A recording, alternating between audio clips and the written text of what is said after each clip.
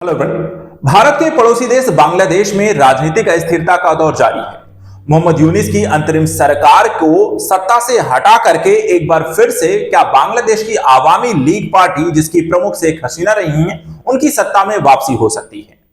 वर्तमान समय में चल रहे घटनाक्रमों पर नजर डालें तो इसके दो बड़ी वजह निकल कर आती हैं। एक तरफ छात्र आंदोलन नाहिद इस्लाम मोहम्मद यूनिस की अंतरिम सरकार से अलग होकर के एक नई पार्टी का गठन करते हैं। वहीं दूसरी तरफ बांग्लादेश की आर्मी के चीफ के द्वारा एक बड़ी मीटिंग यहां पर की जाती है, जिसके पश्चात इस तरह की अटकलें लग रही हैं कि बांग्लादेश में तख्तापलट होने जा रहा है। अगर ऐसा होता है तो क्या शेख हसीना फिर से प्रधानमंत्री बनेंगी? बांग्लादेश में चुनाव कैसे होंगे? भारत बांग्लादेश के संबंधों पर क्या प्रभाव पड़ेगा? और इसके साथ साथ बांग्लादेश इतिहास और राजनीतिक स्थिति किस तरीके से बदल जाएगी? तो चलिए आइए समझते हैं वर्तमान के घटनाक्रम और बांग्लादेश की राजनीतिक अस्थिरता के मुद्दों को। देखिए यहाँ पे जो न्यूज आर्टिकल है जिसमें ये कहा जा रहा है कि क्या बांग्लादेश में फिर से तख्ता पलट होगा और हसीना की वापसी होगी। इसको लेकर के देखा है कि जो पार्टी के लीग के नेता हैं वो भी कह रहे हैं कि वो लगातार शेख हसीना के कांटेक्ट में हैं और इस तरह की चीजें जो घटनाक्रम डेवलप हो रही हैं कहीं ना कहीं वो इसको बल देती हैं। पहली चीज अगर हम देखें तख्तापलट की जो आशंका जताई गई, देखा जाए तो बांग्लादेश में एक छात्र आंदोलन होता है जिसके कारण शेख हसीना की सरकार को गिरा दिया जाता है। शेख हसीना भाग करके भारत में शरण लेती हैं और उनकी कई पार्टी भी यहां पर देश छोड़कर चली जाती है। उस छात्र आंदोलन का एक बड़ा चेहरा होता है नाहिद इस्लाम, और जो कि मोहम्मद यूनिस की सरकार में भी शामिल होते हैं, लेकिन हाल ही में उन्होंने मोहम्मद यूनिस की सरकार को छोड़ दिया और एक नई पार्टी का गठन किया जिसका नाम था नेशनल सिटीजन पार्टी। यहां पर आप देख सकते हैं 28 फरवरी 2025 को इसकी स्थापना यहां पर इसके द्वारा की जाती है। ये पार्टी का संयोजक भी है और 27 साल की ये नाहिद जो है ढाका यूनिवर्सिटी में समाजशास्त्र की इन्होंने पढ़ाई की है। तो पहला बड़ा कारण। दूसरी जो आशंका यहां पे जताई जा रही है कि आर्मी चीफ जो है मोहम्मद यूनिस से खुश नहीं है। बांग्लादेश में देखें तो 24 मार्च को हम देखते हैं कि जहां पर आर्मी चीफ वकार उस जमान ने अपने टॉप अफसरों के साथ मीटिंग करते हैं और जो इस समय की सरकार है उसके कामकाज को लेकर वो नाखुश हैं। और पहले भी देखा जाए तो सेना जो है मोहम्मद यूनिस की लीडरशिप वाली अंतरिम सरकार को हटाकर खुद सत्ता संभाल सकती है, इस तरह की भी खबरें हैं। यानी कि एक सैन्य तख्ता पलट भी हो सकता है, एक राजनीतिक यहां पे तख्ता पलट भी हो सकता है। वर्तमान समय देखिए जो मोहम्मद यूनिस है जो कार्यभार इस समय संभाल रहे हैं, इनकी उम्र जो है 84 साल की है। पेशा जो इनका है सोशल वर्कर है, बैंकर हैं और अर्थशास्त्री हैं और वर्तमान समय देखा है तो बांग्लादेश के प्रमुख यहाँ पे राजनीतिक हैं। एजुकेशन में ढाका यूनिवर्सिटी से इन्हें इकोनॉमिक्स की पढ़ाई की, अमेरिका में पीएचडी करते हैं। बांग्लादेश 1971 में जब आजाद होता है तब ये यहां पर अमेरिका से वापस लौटते हैं और बांग्लादेश की जरूरतमंद महिलाओं की यहां पर मदद करने के लिए बैंकिंग सुविधा एक सूक्ष्म यहां पर माइक्रो फाइनेंस की सुविधा शुरू करते हैं। इसके लिए इनको नोबेल प्राइज भी मिलता है। अब आते हैं बांग्लादेश की वर्तमान स्थिति को लेकर के। शेख हसीना क्या सत्ता में वापसी हो सकती है? जब इनको सत्ता से हटाया गया तो उससे पहले अगर हम देखें इनकी एक ऐसी शख्सियत है बांग्लादेश की जिन्होंने लंबे समय से बांग्लादेश में शासन किया हुआ है। 23 जून 1996 को देखें पहली बार ये प्रधानमंत्री बनती हैं। 2001 से लेकर के 2009 तक लगातार यहां पर जो है 8-9 साल तक विपक्ष की नेता रहती हैं। उसके बाद 6 जनवरी 2009 को दूसरी बार प्रधानमंत्री बनती हैं। 2014 में तीसरी और 2019 में फिर से प्रधानमंत्री का पद संभालती हैं।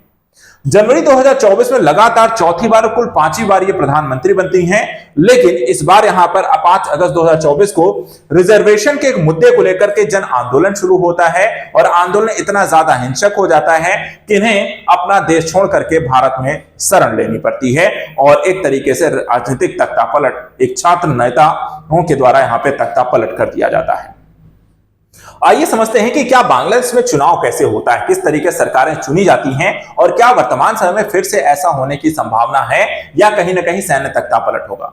तो बांग्लादेश में चुनाव की देखें तो कुल 350 सीटें होती हैं और चुनाव की जो तारीख थी 7 जनवरी 2024 को चुनाव होता है। संसद में देखें तो 50 सीटें होती हैं जो महिलाओं के लिए आरक्षित होती हैं और इन पर चुनाव नहीं होता है। वहीं 300 सीटों के लिए हर 5 साल में आम चुनाव बांग्लादेश में कराए जाते हैं जिसके माध्यम से सरकारें चुनी जाती हैं। इस समय अगर हम देखें तो बांग्लादेश में 3 बड़ी पार्टियां हैं। पहला बांग्लादेश आवामी लीग जिनकी नेता हैं शेख हसीना, इसके अलावा जातीय पार्टी और बांग्लादेश नेशनलिस्ट पार्टी, इसकी खालिद जिया यहाँ पे प्रमुख है जिनको जेल में काफी समय तक बंद रखा गया था। बांग्लादेश का चुनाव परिणाम आता है 2024। 27 पार्टियों के करीब 1500 से ज्यादा उम्मीदवारों के अलावा 436 इंडिपेंडेंट कैंडिडेट्स होते हैं, चुनाव लड़ते हैं, जो कि 200 जो होते हैं इसमें से शेख हसीना के समर्थक रहते हैं। पूर्व प्रधानमंत्री खालिद जिया की बांग्लादेश की नेशनलिस्ट पार्टी समेत 16 दल चुनाव से दूर हो जाते हैं और आम चुनाव में शेख हसीना की पार्टी 300 में से 204 सीटें जीतकर सत्ता पर वापस आ जाती है। लेकिन छात्र आंदोलन के कारण है यहां पर, जैसे कि रिजर्वेशन के मुद्दे के कारण एक छात्र आंदोलन होता है, उसके कारण उन्हें सत्ता अपनी छोड़नी पड़ जाती है और वर्तमान समय में यहां पर एक अंतरिम सरकार शासनरत है। अब थोड़ा समझते हैं बांग्लादेश के इतिहास के बारे में और यह आंदोलन क्यों हुआ, इसके पीछे के मुद्दों को लेकर, और बांग्लादेश आवामी जो लीग है इसका इतिहास यहां पे क्या है।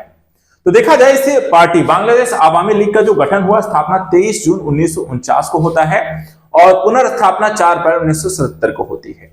पहले जो अध्यक्ष यहां पर हैं अब्दुल हमीद खान भशानी रहे हैं और अलग अलग समय पे देखा है तो यहां पर इनके पार्टी से बड़े यहां पर नेता निकल कर आते हैं, जिसमें शेख मुजीबुर रहमान, शेख हसीना, मोहम्मद मंसूर अली जैसे यहां पर नेता निकल कर आते हैं।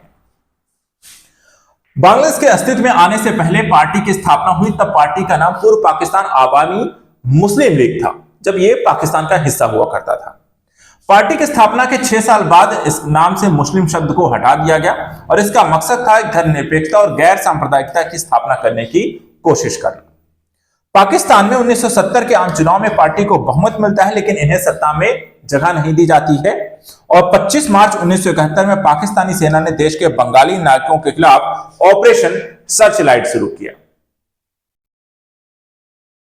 इसके बाद देखते हैं तो इसी दौरान आवामी लीग के नेता शेख मुजीबुर रहमान ने बांग्लादेश की आजादी का यहां पे ऐलान कर दिया और बांग्लादेश की मुक्ति की जंग करीब 9 महीने चले और आखिर में पाकिस्तान की सेना को सरेंडर करना पड़ा। भारत यहां पर इसमें हस्तक्षेप करता है और बांग्लादेश की मदद करता है और बांग्लादेश को पाकिस्तान से आजाद कराता है।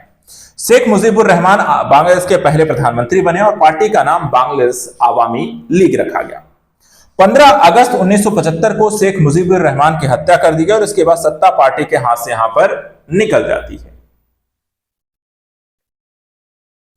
1981 में देखें तो शेख मुजीबुर रहमान की बेटी जो वर्तमान में शेख हसीना जो है वो पार्टी की कमान संभालती हैं और प्रेसिडेंट बनती हैं। 1991 के आम चुनाव में आवामी लीग सबसे बड़ी विपक्षी पार्टी बनकर उभरती है। 1996 में देखें चुनाव जीतकर आवामी लीग 21 साल बाद सत्ता में लौटती है और शेख हसीना प्रधानमंत्री बनती है।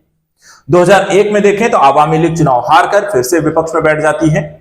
2009, 14, 19 में लगातार यहां पर बांग्लादेश सरकार बनाती है और 2024 में भी चुनाव में आवामी लीग को जीत मिलती है, लेकिन एक रिजर्वेशन के मुद्दे के कारण इस तरीके का एक जन आंदोलन होता है और उस जन आंदोलन ने जिन लोगों ने सरकार को चुना था उन्हीं लोगों ने इन्हें चुनने के बाद सिर्फ कुछ ही महीनों में सरकार से बाहर कर दिया।